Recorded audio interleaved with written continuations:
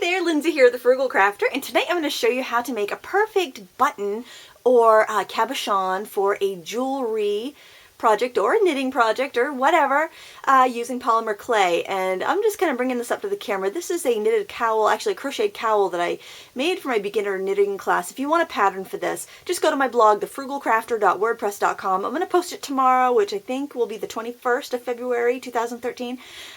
So if you don't see it right away, just, wait a couple hours, it'll be up.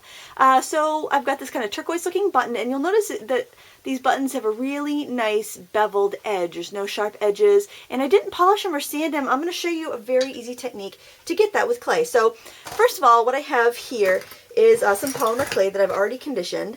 I've got a kind of a turquoise color, some gold, and some brown, and actually this is what you get if you mix those colors together. So those are the colors I used for those beads, and I kind of just mixed up the scrap clay, and then I'm going to add some of this, some of the brighter colors to it.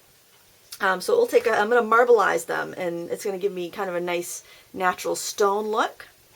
Now, a couple tips when you're working with polymer clay is to remove all jewelry on your hands.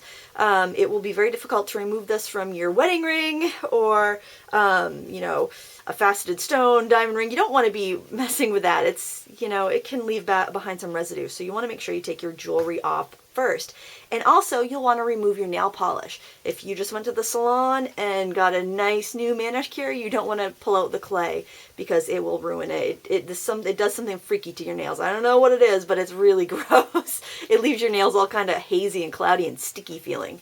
Very strange. So also, on your finished polymer clay projects, don't coat them with clear nail polish to varnish them. Use a little Future Floor wax, or you can buff it, or just leave it as is.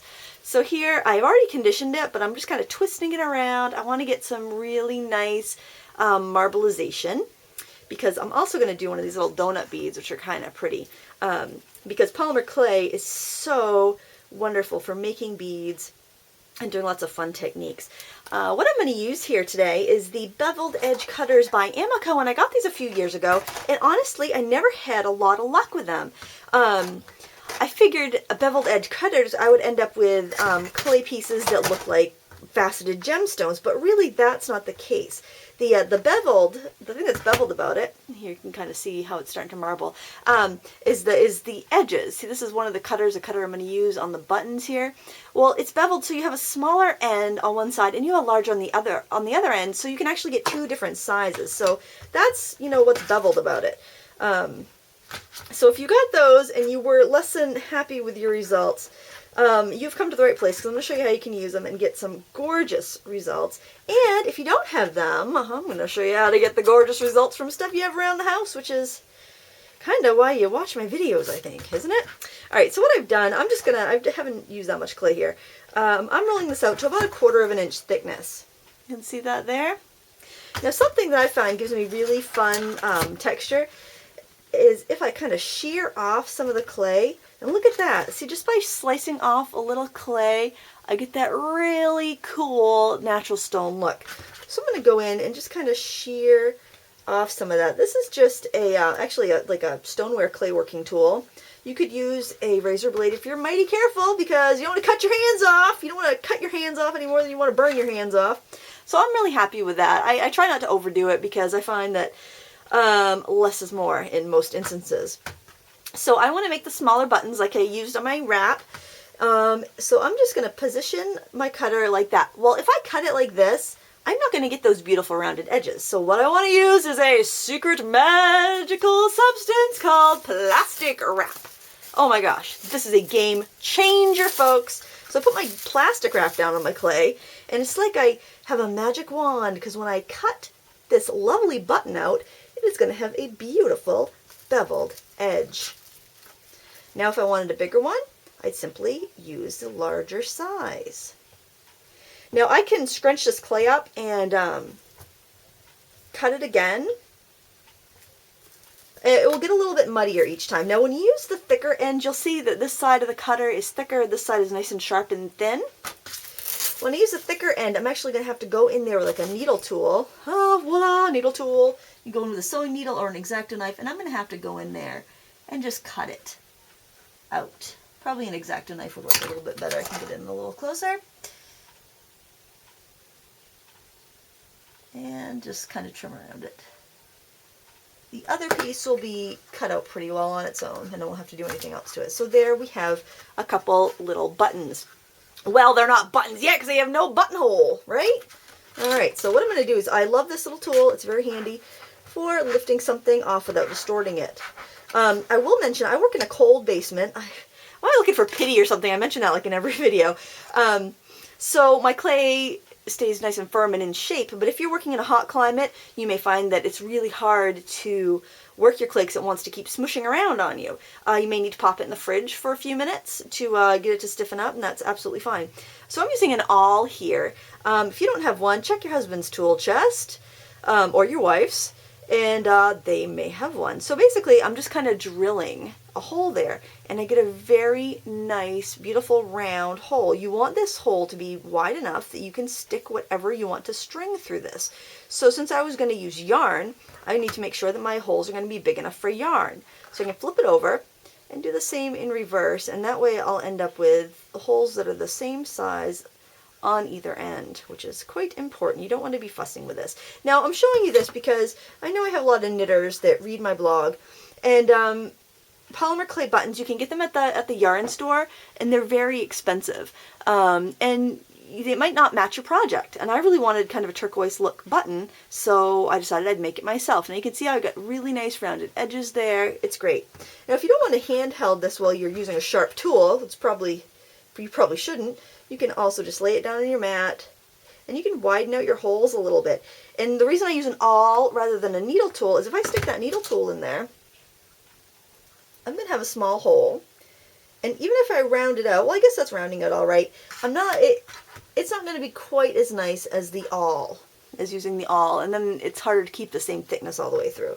So just by using the awl, I get a much more uniform piece. And then I can go back in with a needle tool, and then I could even poke the needle tool through while I'm holding it up, just so I can center my holes, flip it over, and widen it up with the needle tool. Just like that.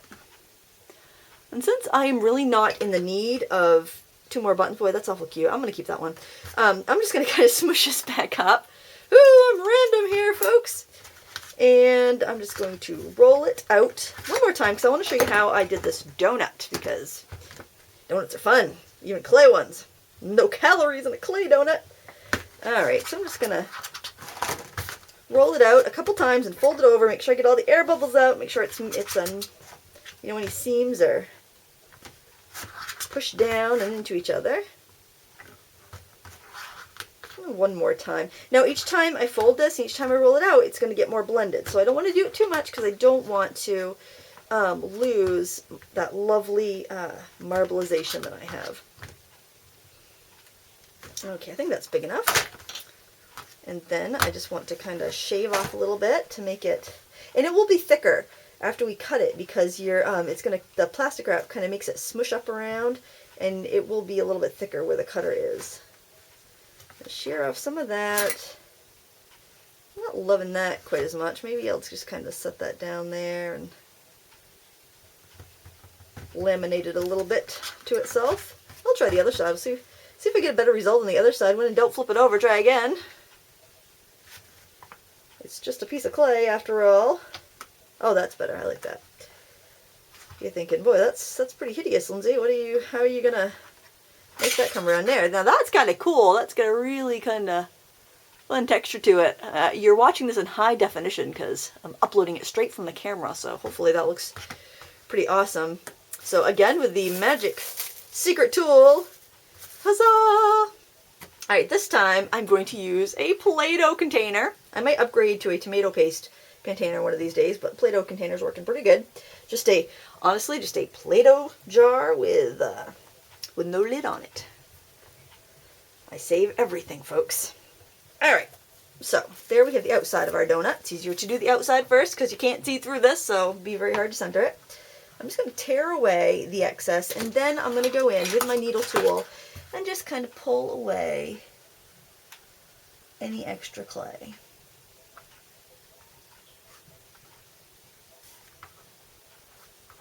This is so very riveting and exciting. And here we go. We're just pulling it away. and you could sand that off later if you want, but if you're lucky you won't have to because it'll be perfect as is. Now I do notice a little bit of roughness to the surface of my clay because it is so chilly down here. It's hard to keep your clay warm and supple in the winter. It's much easier for me to work clay in the summer, but if you live in a very warm area, you may find that the only time you can really work it is in the winter. Alright, I'll put the plastic right back on there. Actually, I probably should have left that on, done this in one fell swoop, but I'm going to go ahead with the smaller end on one of these Amaco cutters and press it in the middle. And that's going to give me the inner bevel. Oh my gosh, and I just slid it away, slid it around. Oh well, that's not that big of a deal. You still get the gist. And so there I have that bevelly rounded donut there. Now to finish it off, here's one I've already baked. I just put a little bit of cord there. I did a lark's head knot, and then I did the adjustable knot, which I just showed you in a previous video. So there you have it. Nothing to it. Making some cute buttons and some cute beads using clay cutters and plastic wrap. Thank you so much for watching. Until next time, happy crafting.